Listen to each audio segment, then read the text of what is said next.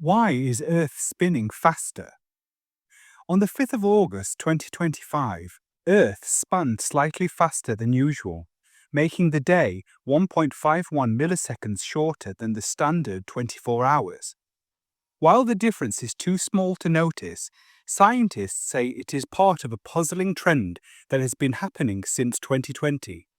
Some believe it may be caused by natural changes in the Earth's core, oceans, or atmosphere, but no clear answer has been found yet.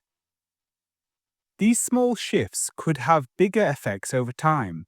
Systems like GPS and global communications rely on extremely precise timekeeping. If Earth's rotation keeps speeding up, experts warn that international time systems might need adjusting to stay accurate. There may also be effects on living things. Animals and humans follow natural rhythms linked to the day-night cycle.